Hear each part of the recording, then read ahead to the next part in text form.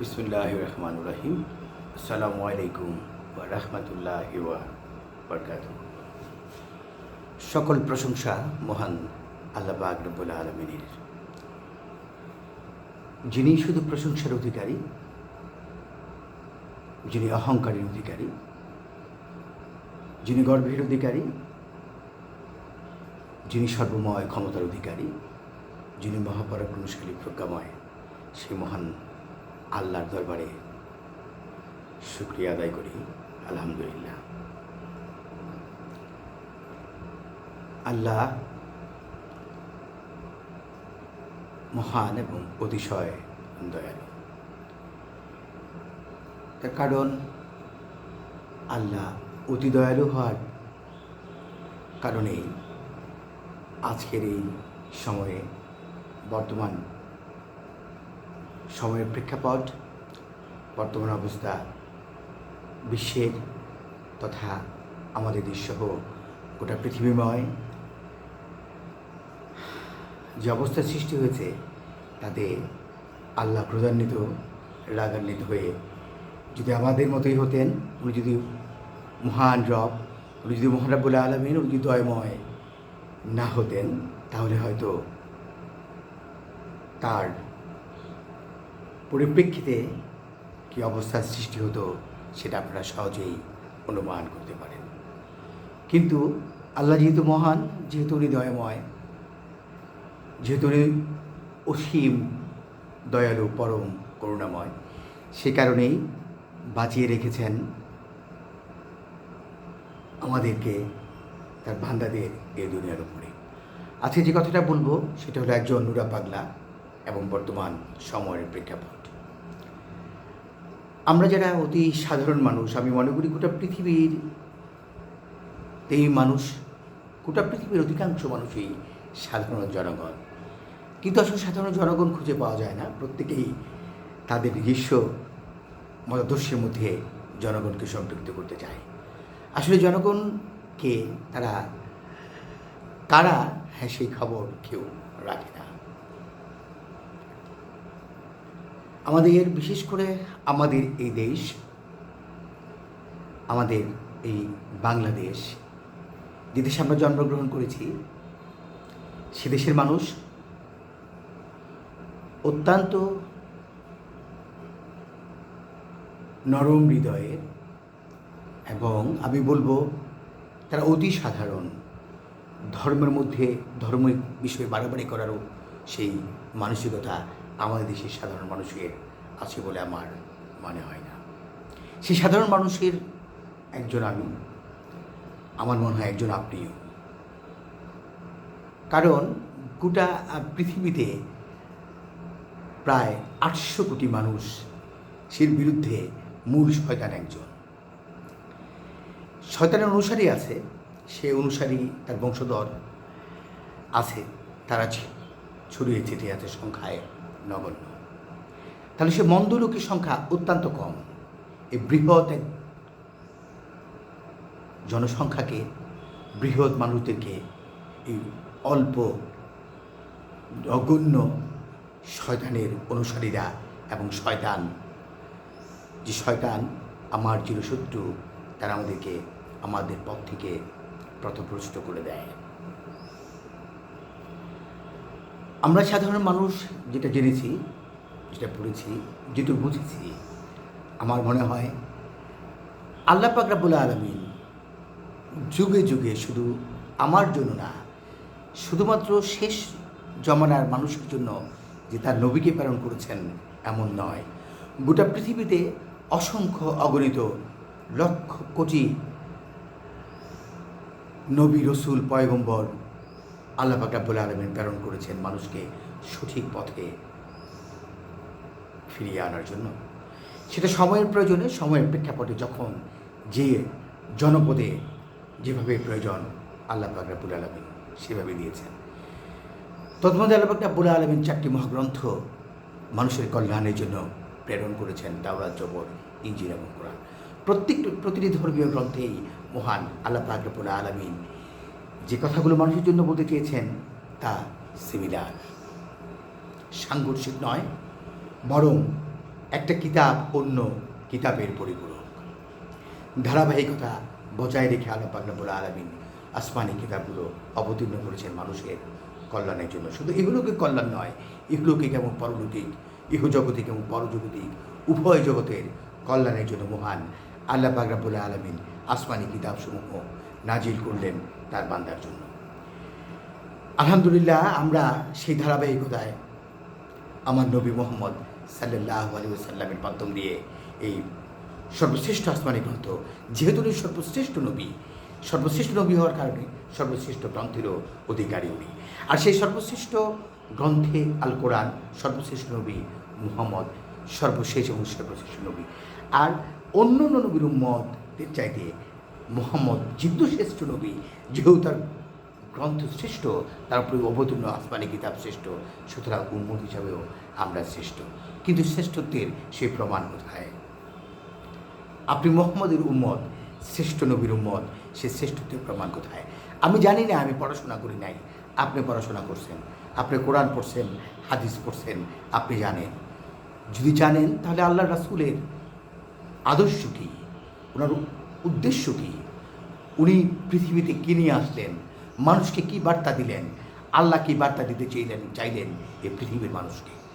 আমি দেখি আল্লাহ পাক রব্বুল আলামিন এই পৃথিবীর জমিনকে রক্তপাতহীন করতে চান।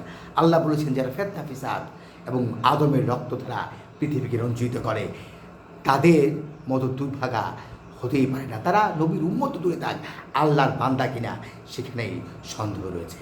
আল্লাহর বান্দা সকলে না, আল্লাহর বান্দার অভাব আছে।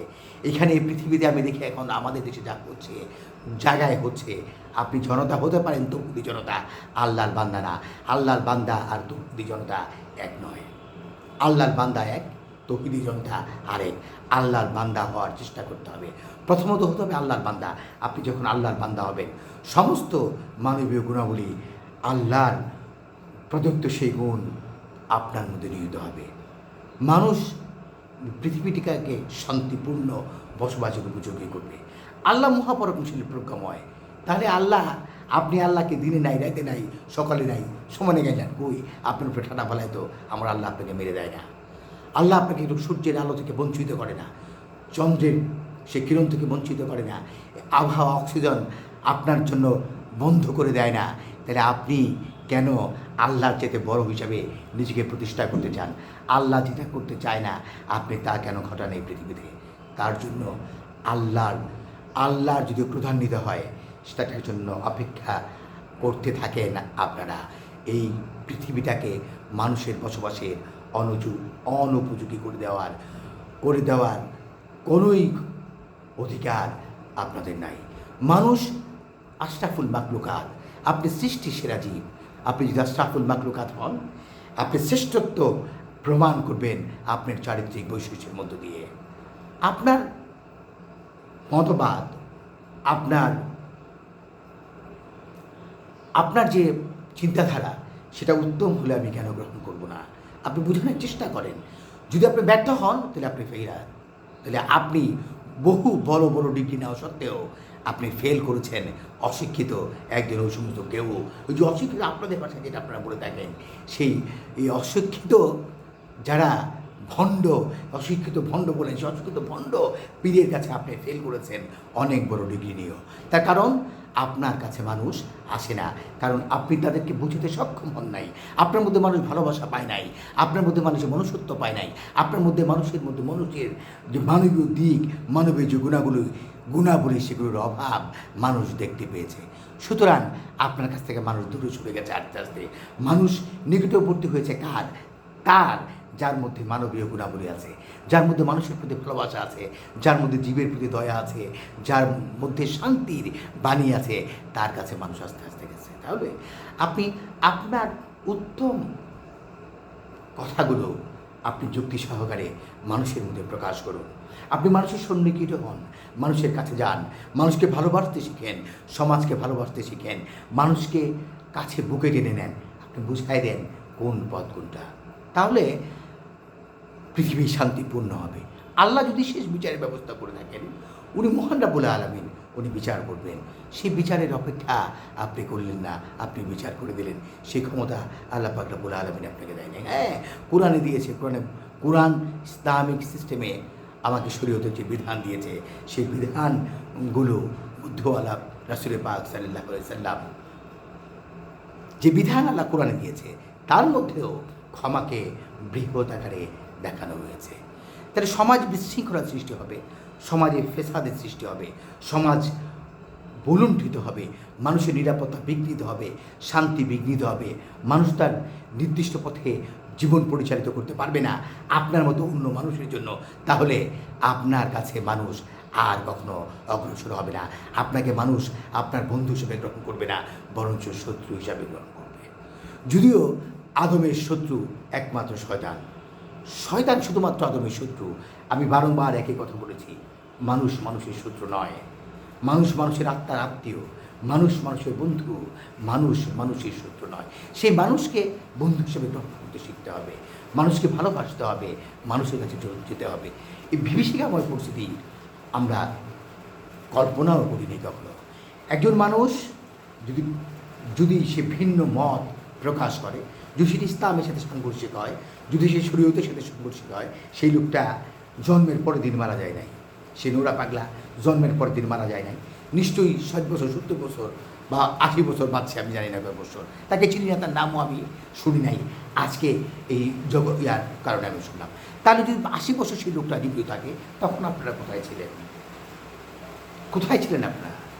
তার সাথে কথা কেন বলেন নাই? তার যুক্তিগুলোকে কেন অখণ্ড করার চেষ্টা করেন নাই? তার বিরুদ্ধে আপনি তখন কেন আইনি পদক্ষেপ গ্রহণ করেন নাই? সামাজিক সিস্টেমের মধ্যে করেন নাই?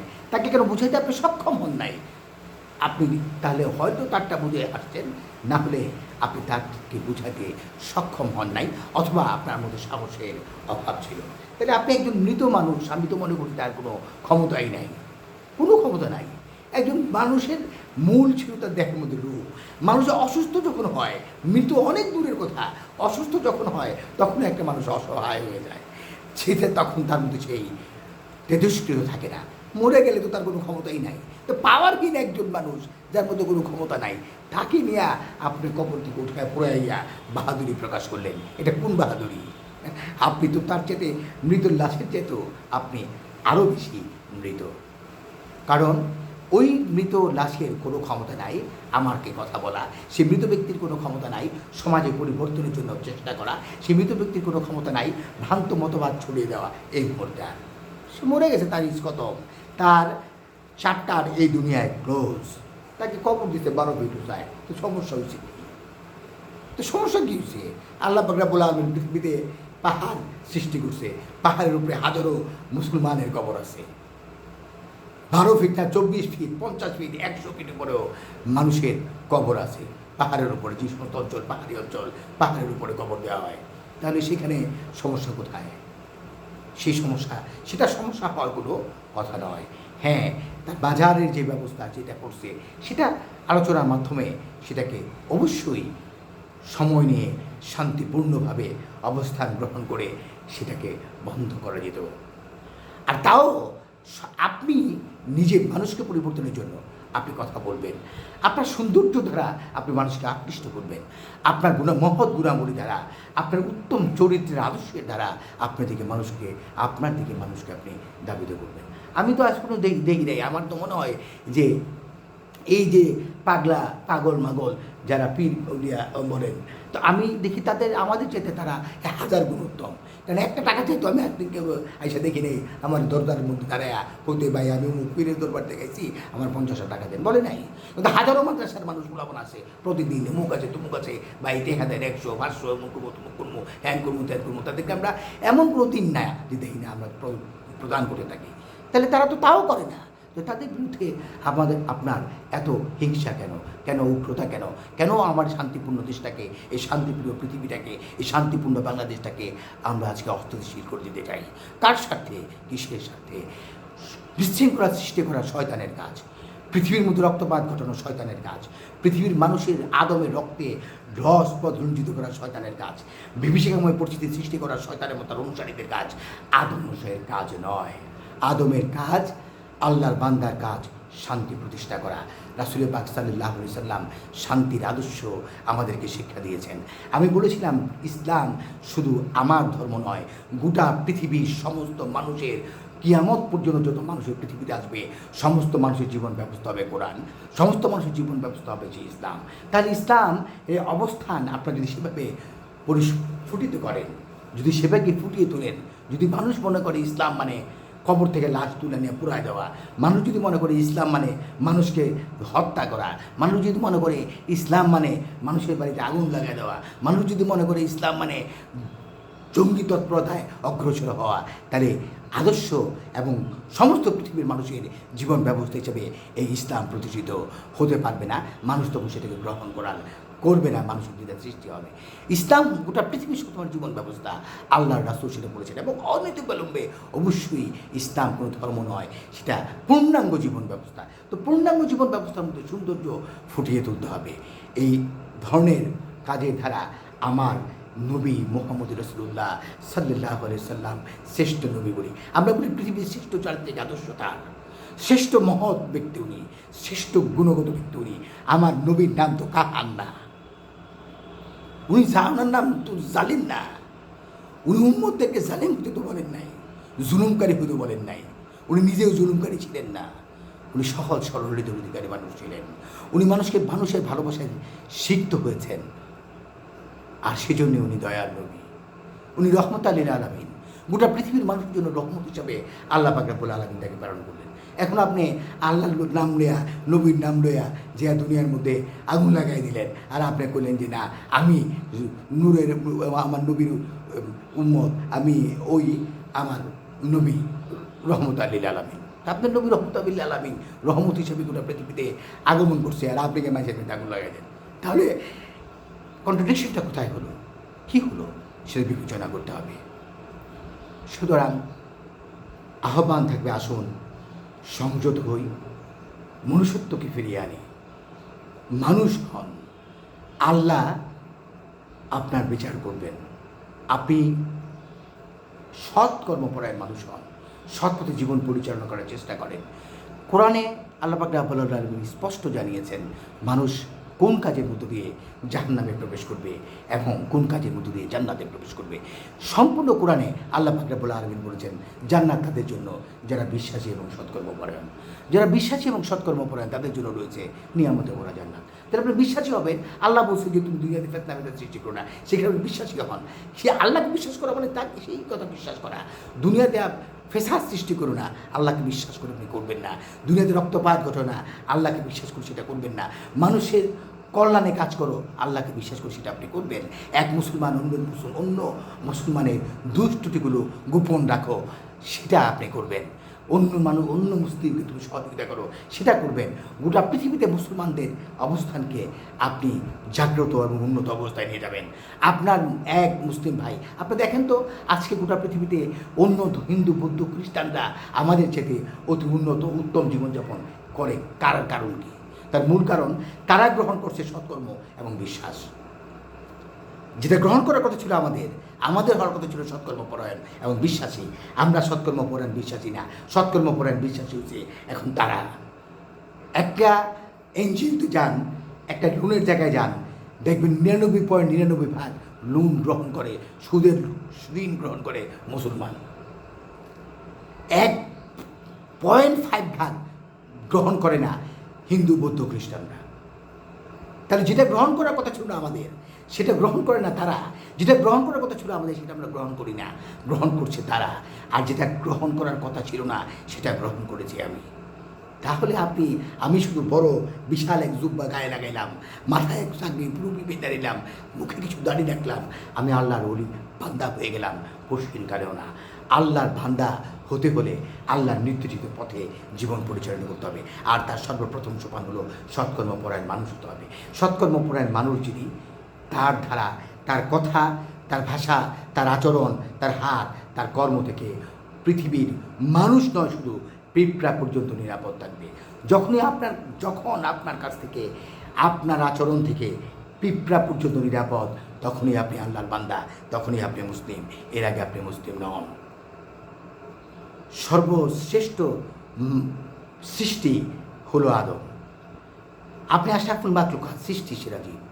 আপনার কর্ম হবে শ্রেষ্ঠত্বের প্রতীক, আপনার আচরণ হবে শ্রেষ্ঠত্বের প্রতীক, আপনার চলাফেরা হবে শ্রেষ্ঠত্বের প্রতীক, আপনার ভাষা হবে শ্রেষ্ঠত্বের প্রতীক।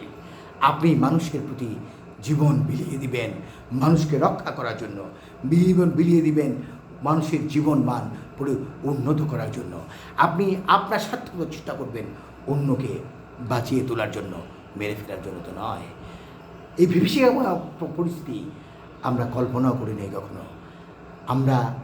আমার তো মনে হয় আল্লাহ পাক রব্বুল আলামিন ভালো জানেন আমরা আস্তে আস্তে নিজেদেরকে কিয়ামতের দিকে ঠেলে নিয়ে যাচ্ছি, যেটা জন্য আমরাই এক সময় দায়ী থাকবো। আল্লাহর নবীর চরিত্রের আদর্শ, যিনি এমন চরিত্রের মানুষ ছিলেন যে হোক সেটা কতটা নির্ভরযোগ্য আমি জানি না, কারণ আমি আমার নবীর সময় ছিলাম না, আমি সাহাবীর সময়ও ছিলাম না, আমি সে প্রত্যক্ষ করি নাই, শুনেছি জেনেছি আপনাদের কাছ থেকেই যে নবীর যে পথে উনি যেতেন সেখানে পুরি কাঁটা দিয়ে রাখতো, প্রতিদিনই কাঁটা থাকতো।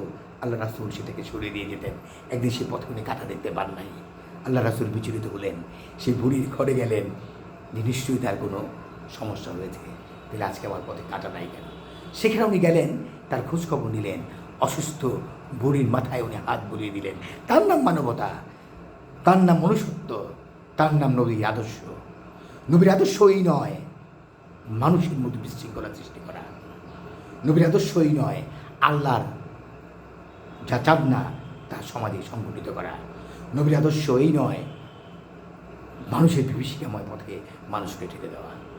সুতরাং উত্তম মানুষ হতে হলে উত্তম নৈতিক চরিত্রের অধিকারী হতে হবে, মানুষকে বোঝাতে হবে। এখন সময় এসেছে আবার আমাদের ছোটোকালের অবস্থার মতো ফিরিয়ে নিয়ে যাওয়া।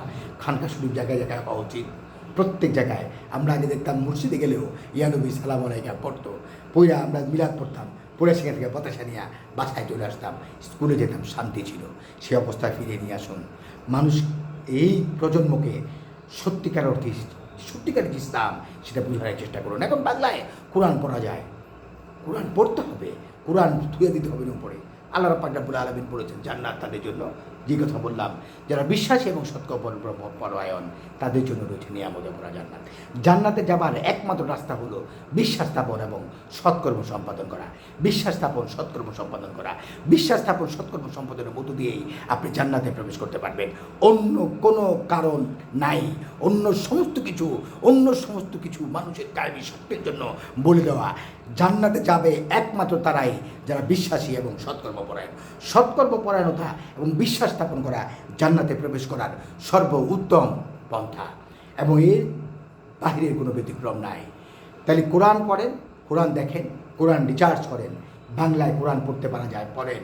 আল্লাহ পাক রব্বুল আলামিন এই পবিত্র কোরআনের ৬৬৬৬ আয়াতের মধ্যে একই কথার পুনরাবৃত্তি করেছেন যে জান্নাত তাদের জন্য যারা বিশ্বাস স্থাপন করেছে এবং সৎকর্ম সম্পাদন করেছে। যারা বিশ্বাস স্থাপন করলো এবং সৎকর্ম পরায়ণ হলো তাদের জন্য রয়েছে নিয়ামতে ভরা জান্নাত, যার পদতলে নহর প্রবাহিত। তাহলে আপনি সৎকর্মপরায়ণ হবেন। আপনি যখন সৎকর্মপরায়ণ হবেন, সমস্ত অসৎকর্মগুলো আপনার জীবন থেকে চলে যাবে। এই পৃথিবীটা তখন মানুষের বাসযোগ্য হবে। এই পৃথিবীর মালিক আল্লাহ পাক রব্বুল আলামিন, এই আসমানের মালিক আল্লাহ, এই জমিনের মালিক আল্লাহ, এই বিশ্ব ব্রহ্মাণ্ডের মালিক আল্লাহ, এই গাছপালা তরুলগাছ সমস্ত কিছুর মালিক মহান আল্লাহ পাক রব্বুল আলামিন।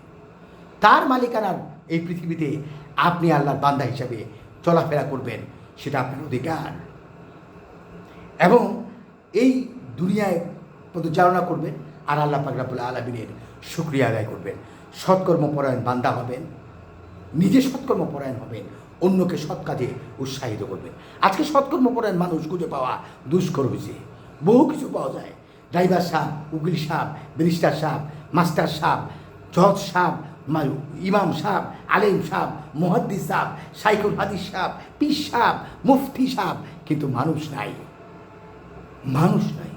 সব সাপ, এত সাপ বন্ধ করে দিতে হবে, সমস্ত সাপের বিলুপ্ত করে দিতে হবে, মানুষ তৈরি হতে হবে। সেই মানুষ হবে কোন মানুষ? সৎকর্মপরায়ণ মানুষ, বিশ্বব্যাপী সৎকর্মপরায়ণ মানুষ। যেখানে হোক তারাই যাবে জান্নাতে। জান্নাতে যাওয়ার একমাত্র অধিকারী তারা বিশ্বাসী এবং সৎকর্মপরায়ণ আল্লাহর বান্দা। বিশ্বাসী এবং সৎকর্মপরায়ণ আল্লাহর বান্দাগণই জান্নাতে প্রবেশ করবে। জান্নাতে প্রবেশ করার পূর্ব শর্ত বিশ্বাসী এবং সৎকর্মপরায়ণ আল্লাহর বান্দা হওয়া। তাহলে আপনি বিশ্বাসী এবং সৎকর্মপরায়ণ হওয়ার জন্য মানুষের কাছে কাছে যান, মানুষকে তৈরি করে নিয়ে আসেন সেই জায়গায়। সমাজকে সুন্দর করুন। মানুষ যখন সৎকর্মপরায়ণ হবে, লুপ শূন্যের কোথায় পৌঁছাবে। লুপ যখন শূন্যের কোথায় পৌঁছাবে, লালসার সৃষ্টি হবে না। লালসার সৃষ্টি যখন হবে না, তখন ভোগের সৃষ্টি হয়, আকাঙ্ক্ষা জাগ্রত হবে না, এবং সে থেকেই সমতার সৃষ্টি হবে। মানুষ বিপদগামী হবে না, মানুষ ভিন্ন পথে মন্দ পথে তার স্বার্থকে চরিতার্থ করার চেষ্টা তখন অগ্রগামী হবে না। সন্তুষ্ট হবে তার জন্য নির্ধারিত রিজিকের উপর, সন্তুষ্ট হবে মহান আল্লাহ পাক রব্বুল আলামিনের দেওয়া রিজিকের উপর। সে যতটুকুই পেয়েছে ততটুকুই সে সন্তুষ্টি অর্জন করবে এবং শুকরিয়া আদায় করবে, বলবে আলহামদুলিল্লাহ। এই জায়গাটা শেষ না, অনন্ত জীবন পড়ে আছে যেখানে আপনাকে থাকতে হবে। 60, 70, 50, 100 বছরের সময় আপনাকে অতিবাহিত করে এখান থেকে চিরস্থায়ী জায়গায় আপনাকে চলে যেতে হবে। তাহলে সুতরাং আপনি সেই জায়গার জন্য চিন্তা করেন যেখানে আপনি চিরস্থায়ীভাবে আপনাকে গমন করতে হবে। আর জাহান্নাম কার জন্য? তাই আল্লাহ তো জাহান্নামের কথাও বলেছেন, জান্নাতে যাবে কারা তারাও আল্লাহ বলেছেন। পরিষ্কার বলে দিলাম, এই কথার প্রচার করতে থাকেন আপনারা, ফেসাদ সৃষ্টি না করে বলতে থাকেন যে সৎকর্মপরায়ণ মানুষ হও, সৎকর্মপরায়ণ মানুষ হও, দুনিয়া বিমুখ হও, দুনিয়াকে আঁকড়ে ধরো না, সৎকর্মপরায়ণ মানুষ হও, বিশ্বাসী হও, তাহলে জান্নাত পাবা। তাহলে সেক্ষেত্রে আপনি আগে হবেন, অন্যকে হওয়ার জন্য আহ্বান করবেন। কারণ আপনি তো এখন সেটা করতে চান না। আপনার দরকার আলিশান গাড়ি, বিশাল বড় বাড়ি, বিশাল বড় পদবী, বিশাল বড় কিছু, তাহলে আহমিকা সৃষ্টি করা। তা আপনি তখন সৎকর্মের আহ্বান করতে পারেন না। সৎকর্মে আহ্বান করার জন্য আহমদালে আমার দিনের নবী মুহাম্মদ রাসূলুল্লাহ সাল্লাল্লাহু আলাইহি সাল্লাম উনি এই দৈন্যতার অবস্থা গ্রহণ করতেন না। এটা শিক্ষা তার বান্দার জন্য, শিক্ষা তার আল্লাহ বান্দার জন্য এবং নবী তার উম্মতের জন্য দিয়েছেন। আল্লাহ কোরআন মিথ্যা প্রমাণ করার কোনো ক্ষমতা এই পৃথিবীতে কারো নাই। ইসলামকে বোঝার জন্য, কোরআনকে বোঝার জন্য আপনার বিশাল বড় সাইকুল হাদিস, আল্লামা, মুফতি, মাওলানা হওয়ার প্রয়োজন নাই। আপনি কোরআন পড়েন, আপনি বুঝেন স্পষ্ট সরল ভাষায়। পৃথিবীর সর্বশ্রেষ্ঠ সরল বই হলো কোরআন। পৃথিবীর শ্রেষ্ঠ সরল, এর চেয়ে সরল, এর চেয়ে সহজ, এর চেয়ে সাবলীল ভাষা পৃথিবীর কোনো গ্রন্থের মধ্যে নাই। সে সরল গ্রন্থ মানুষ অধ্যয়ন করবে এবং বুঝবে। আপনি অধ্যয়ন করেন কোরআন, বাংলা ভাষা, আরবি ভাষা, ফার্সি ভাষা, হিব্রু ভাষা, হিন্দি ভাষা, ইংলিশ ভাষা, পৃথিবীর সমস্ত ভাষায় এখন কোরআনকে ট্রান্সলেট করা যায়। আপনি কোরআন পড়েন এবং বুঝতে থাকেন। আপনি পড়লেন আলহামদুলিল্লাহ, আলহামদুলিল্লাহ রাব্বিল আলামিন, আপনি পড়লেন কুল হুয়াল্লাহু আহাদ আল্লাহু সামাদ, বুঝলেন না কিছুই। নামাজে দাঁড়াইলেন, গিয়া পড়ছেন, হুজুরে কইছে আল্লাহু আকবার, আপনি আল্লাহু আকবার দিয়েছেন। উনি কইছে আলহামদুলিল্লাহ আর রহমানুর রহিম মালিক ইয়াউমিদ্দিন ইয়াকা না'বুদু ওয়া ইয়াকা নাস্তাঈন, এই দিন আসতে পুস্তকে পড়ে আসলেন, আপনি তা শুয়ে আসলেন, আপনি জানলেন না কি বললো, আপনি কিছুই বুঝতেন না। কোরআনের মর্ম আপনার হৃদয়ে গ্রথিত হলো না। যখন কোরআনের মর্ম মানে আপনার হৃদয়ে গ্রথিত হবে না, আপনি বুঝতেই পারবেন না। সেই জন্য আপনি বাংলায় পড়েন, আপনার নিজের ভাষায় পড়েন।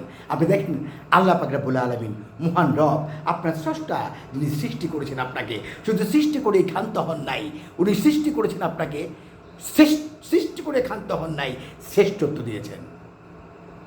শ্রেষ্ঠত্ব এমনি দেন নাই, শ্রেষ্ঠত্ব দিয়েছেন আপনার উপর সন্তুষ্ট হয়ে। সেটাও আপনাকে জানতে হবে। আপনার রব আপনাকে অহেতু শ্রেষ্ঠত্ব দেন নাই।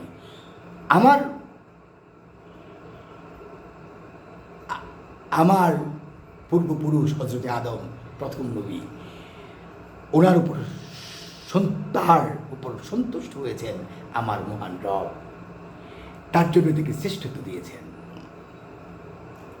তাহলে সেই কোরআন আপনি পড়েন, সৎকর্ম পড়েন, মানুষ হওয়ার জন্য আহ্বান করেন। আর আল্লাহ কি বললেন? জান্নাত কাদের জন্য? তাহলে জান্নাত হলো তাদের জন্য যারা বিশ্বাস স্থাপন করলো এবং সৎকর্ম সম্পাদন করলো। শুধুমাত্র বিশ্বাস স্থাপন এবং সৎকর্মপরায়ণ বান্দাদের জন্য রয়েছে নিয়ামতে ভরা জান্নাত। তাহলে জাহান্নাম কাদের জন্য? জাহান্নাম আল্লাহ বলে দিলেন পবিত্র কোরআনে, স্পষ্টভাবে জানিয়ে দিলেন জাহান্নামে কারা যাবে। সূরা বনী ইসরাঈল আয়াত নাম্বার 18, সূরা বনী ইসরাঈল আয়াত নাম্বার 18। পবিত্র কোরআনের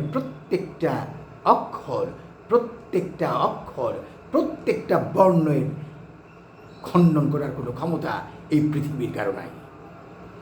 আপনারা সেটা অখণ্ড করে দেন। আপনারা তো অনেক বড় বড় ইসলামিক স্কলার, মিথ্যা প্রমাণ করে দেন কোরআনকে। আমি তো দেখছি আপনারা কোরআনকে মিথ্যা প্রমাণ করছেন। এখন কোরআন যদি সত্য হয় তাহলে দুনিয়াতে শান্তি প্রতিষ্ঠা করা হলো ইসলাম। কোরআন যদি সত্য হয় সৎকর্মপরায়ণ মানুষের জন্য জান্নাত।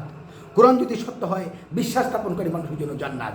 আজকে কৈশিক কথা তো বলেন না, ভিন্ন কথা বলেন যেটাতে কায়েমি স্বার্থ হাসিল হয়, যেখানে নিজের উদর পরিপূর্ণ হয়, যেখানে নিজেদের আমিত্ব প্রকাশ পায়, যেখানে দুনিয়াবি যে জিনিসগুলো সেগুলো পরিপূর্ণ হয়, যেখানে আপনি 5তলা বিল্ডিং 10তলা বাড়ি বানাইতে পারেন, সেই অবস্থার সৃষ্টি হয়, সেই আলোচনা করেন। কোরআনে যে সৎকর্মপরায়ণ মানুষ হলে জান্নাতে যাবেন সেই কথা একবারও বলেন না। আমার কথা হলো প্রত্যেকটা জুমার নামাজের মধ্যে অন্য কোনো আলোচনার দরকারই নাই, একটা আলোচনাই করেন খালি যে সৎকর্মপরায়ণ মানুষ হন। মানুষকে জিজ্ঞেস করেন যে তোমরা কোন কোন মানুষ আজকে শুক্রবার গেছো, আগামী শুক্রবার। আমি আশ্চর্য হয়ে গেছি। এখন আমরা জানতাম যে পবিত্র জুমার দিন, ঈদের দিন, এখন প্রত্যেকটা শুক্রবার একটা বিভীষিকা অপেক্ষা করে মানুষের জন্য। আল্লাহর কাছে ক্ষমা চাই, আল্লাহ ক্ষমা করে দাও, আল্লাহ ক্ষমা করে দাও। ওই ধরনের ইসলাম আমরা চাই না। আমরা শান্তির ইসলাম চাই, আমরা কোরআনের ইসলাম চাই, আমরা আল্লাহর ইসলাম চাই, নবী প্রদত্ত দেখানো ইসলাম চাই। এই দুনিয়াটা ধ্বংস করে দেওয়ার অবস্থা সৃষ্টি হয়েছে। তাহলে আল্লাহ বললেন জান্নাত বিশ্বাস স্থাপনকারী এবং সৎকর্মপরায়ণ বান্দার জন্য, আর জাহান্নাম ওই যে বললাম সূরা বনী ইসরাঈল আয়াত নাম্বার 18।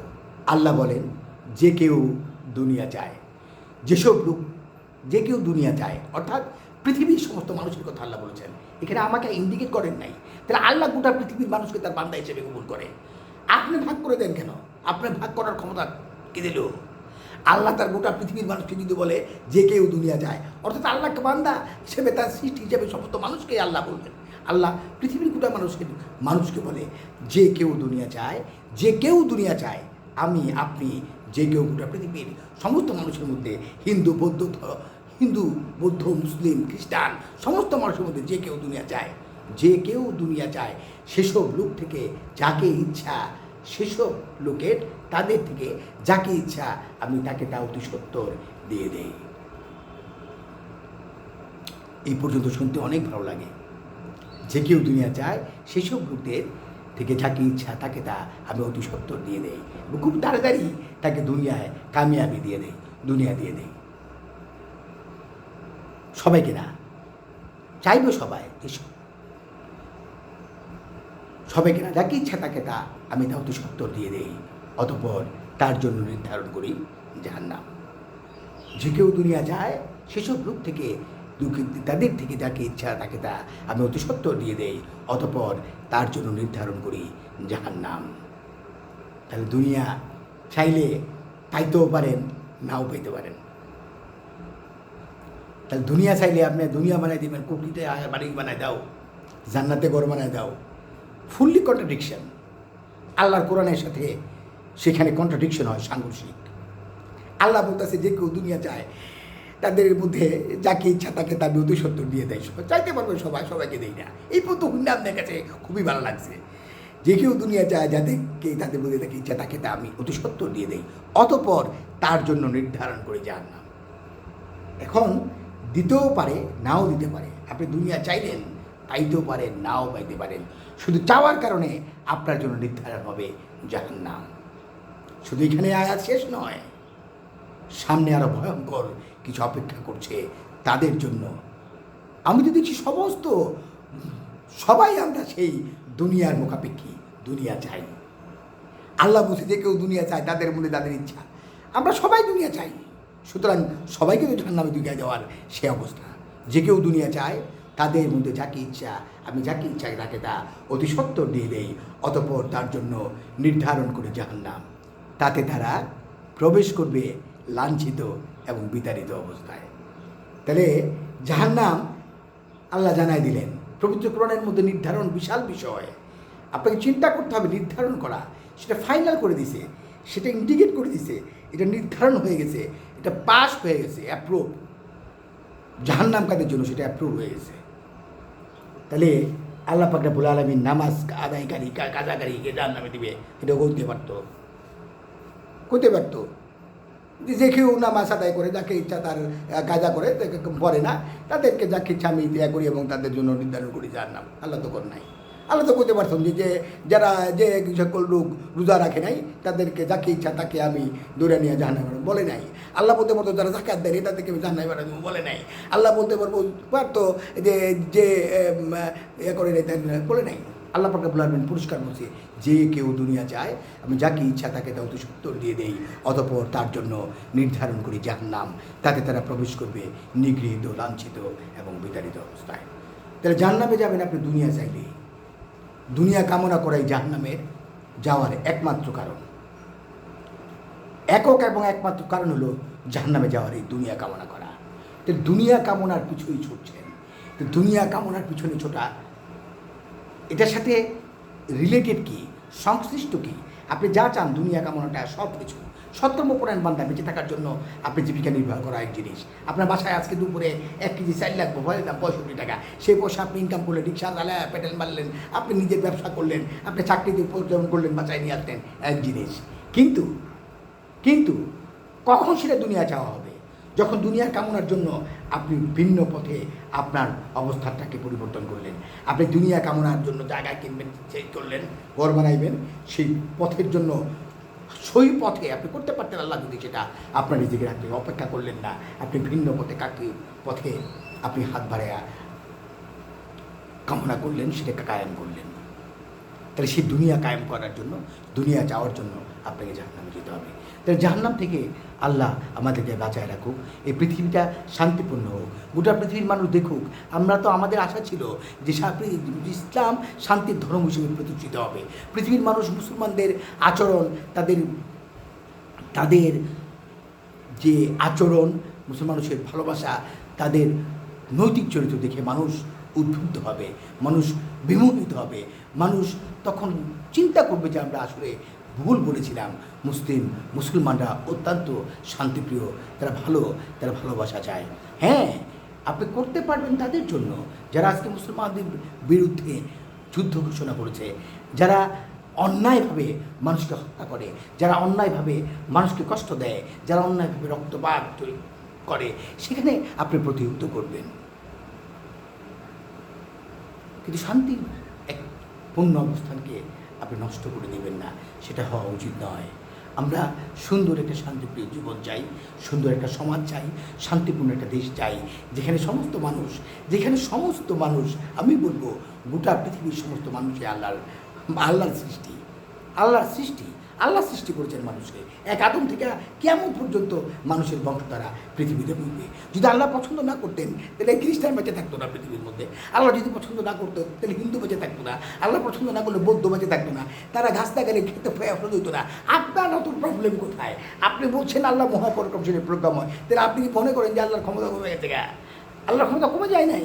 আল্লাহ তাকে অপছন্দ করলে ওই হিন্দু লোকটা যদি ক্ষেতের মধ্যে ধান লাগাইতো, ধানের মধ্যে এই ছাড়ার মধ্যে ধান হতো না, চাইল হতো না। কলা গাছটা গেলে কলা হতো না, আম গাছটা গেলে আমের ফল ধরতো না, কাঁঠাল গাছটা গেলে কাঁঠাল ধরতো না, লিচু গাছটা গেলে লিচু ধরতো না।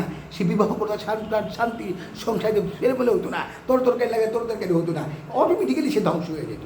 কিন্তু আমার মহান আল্লাহ সেটা করেন নাই। আল্লাহ আপনাকে যা দিয়েছেন তাকেও দিয়েছেন। আপনি আল্লাহর নাম কয়বার নেন আল্লাহ ভালো জানেন। আর মানুষের ঈমান ভিন্ন জিনিস। আল্লাহ এই জন্যই বলছে যে বিশ্বাস স্থাপন করলো এবং সৎকর্ম করলো তার জন্য রয়েছে জান্নাত। আল্লাহ হিন্দু, বৌদ্ধ, খ্রিস্টান, মুসলমানের নাম উল্লেখ করে বলে নাই। আল্লাহ বলতে শুধুমাত্র বিশ্বাস এবং সৎকর্ম করেন বান্দার জন্য জান্নাত। তার বিশ্বাস, আল্লাহর উপরে বিশ্বাস, ঈমান। এই ঈমান আনয়ন যারা করলো এবং সৎকর্ম করে জীবনযাপন করলো তাদের জন্য রয়েছে জান্নাত। আর যারা দুনিয়া কামনা করলো, সেই দুনিয়া কামনাকারী, দুনিয়া পাক চাই না পাক, শুধুমাত্র কামনা করার জন্য, দুনিয়া চাওয়ার জন্য নির্ধারণ হলো তার জন্য জাহান্নাম। কারণ এই পৃথিবীটিকে ডিস্ট্রয় করে দেবে। আপনি দুনিয়ার প্রতি ভালোবাসা যখন হবে, তাহলে আল্লাহর ভালোবাসা কিন্তু দুনিয়ার ভালোবাসা বেশি প্রতিফলিত হবে। আপনাকে আল্লাহর ভালোবাসার দিকে দাবিত হতে হবে। এই জায়গাটা থাকার জন্য না, আপনাকে মরে দিকে চলে যেতে হবে, কবরের ভিতরে ফেলাই দেবেন। সেখানে আপনি এই যে অবস্থান থেকে আল্লাহ হোক মানুষকে বোঝার চেষ্টা করুন। প্রত্যেকটা মানুষের মধ্যে বিবেক দিচ্ছে। আমি আমার দেশের প্রত্যেকটা মানুষের প্রতি আমি বলবো, আপনার নিজের ব্রেনটাকে ব্যবহার করেন, ধৈর্যশীল হন, চরম সংসদ অর্জন করেন, ধৈর্যশীল হন। উগ্রতা শান্তি এনে দিতে পারে না কখনো। শান্তির মধ্য দিয়ে হয়। আপনি আমাকে সালাম দিবেন না, আপনি শুধু সালাম আশা করবেন, হতেই পারে না। অহমিকা থাকলে আপনি জান্নাতে যেতে পারবেন না, সেটাও একটা অংশ। ওই অহমিকা দুনিয়া চাওয়ার মধ্যে পড়ে, অহংকারও দুনিয়া চাওয়ার মধ্যে পড়ে। আপনি সুন্দর জামা গায়ে দিয়েন, গুট করে হাঁটে গেলেন, আপনি চাচ্ছেন আরেকজন আপনাকে আসসালামু আলাইকুম বলুন, এটাও দুনিয়া চাওয়া। সুতরাং এটাও দুনিয়া চাওয়া। আল্লাহ দুনিয়া চাইলে আপনি জাহান্নামে যাবেন। হিসাবটা এত ওইটুক জায়গার মধ্যে না, আপনার জীবনের প্রত্যেকটা কর্মের মধ্যে দুনিয়া চাওয়ার বহিঃপ্রকাশ আছে। এই দুনিয়া চাওয়ার বহিঃপ্রকাশ থেকে বেরিয়ে আসতে পারলেই আপনি সৎকর্মপরায়ণ মানুষ হবেন, বিশ্বাসী হবেন। আর তা না হলে আপনি ওই যে আশা করেন সালামের, আপনিও যে আশা করেন প্রথম জায়গায় গিয়ে বসার, আপনিও যে আশা করেন বিশাল গদি আঁকড়ে ধরার, আপনি আশা করেন বিশাল বড় পদবী অন্বেষণ করার, এগুলো সবই দুনিয়া যাওয়ার মধ্যেই পড়ে, সবই দুনিয়া যাওয়ার অন্তর্নিহিত পন্থা। আর এটাই জাহান্নামে আপনাকে তাড়িত করবে এবং সেখানে প্রবেশ করবেন নিগৃহীত, লাঞ্ছিত এবং বিতাড়িত অবস্থায়। আমার কথা নয়, পবিত্র কোরআনের কথা। সূরা বনী ইসরাঈল আয়াত নাম্বার 18, যে কেউ দুনিয়া চায় সেসব লোক থেকে যাকে ইচ্ছা তাকে তা আমি অতি সত্ত্বর দিয়ে দেই, অতঃপর তার জন্য নির্ধারণ করি জাহান্নাম, তাতে তারা প্রবেশ করবে লাঞ্ছিত এবং বিতাড়িত অবস্থায়। আল্লাহ সবাইকে বুঝার তৌফিক দান করুন, সমাজে শান্তি প্রতিষ্ঠিত হোক, মানুষ শান্তিপূর্ণভাবে জীবনযাপন করুক, প্রতিটা রাত হোক নিরাপদ, প্রতিটা দিন হোক মানুষের জন্য নিরাপদ, মানুষ এই পৃথিবীতে তার সুন্দর জীবনযাপন করুক, সেই প্রত্যেকটা মানুষ অন্যের জন্য নিরাপদ হোক। মানুষ দেখলে আমি আগে যাবো, মানুষ দেখলে বলাই রাহুল লাগে। আরে আশ্চর্য ব্যাপার।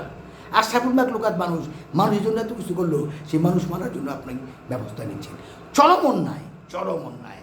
মানুষকে আঘাত করা, মানুষকে মন্দ কথা বলা, এর চেয়ে বড় ঘৃণিত কাজ আর এই আল্লাহর জমিনে হতে পারে না। যে মানুষকে আল্লাহ আশরাফুল মাখলুকাত বানালেন, যে মানুষের পায়ে আল্লাহ সেজদা দেওয়ালেন, যে সেজদা না করার কারণে লক্ষ কোটি বছর আল্লাহর ইবাদত করা সত্ত্বেও আজাজিল, যিনি আগে হজরতে আজাজিল ছিলেন, তাকে নারতের তকমা গলায় নিয়ে শয়তান হইয়া দুনিয়াতে বিতাড়িত হতে হলো। এই আদমকে আপনি লাঞ্ছিত করবেন, আপনি খুব সুখে জীবনযাপন করবেন পরকালে যায়া, এবং ভাবেন খুব শান্তিতে ভাবেন, কশ্চিনকালেও সম্ভব নয়। সুতরাং আপনার উত্তম নৈতিক চরিত্রের বহিঃপ্রকাশ আপনার চরিত্রের মধ্য দিয়ে ঘটান।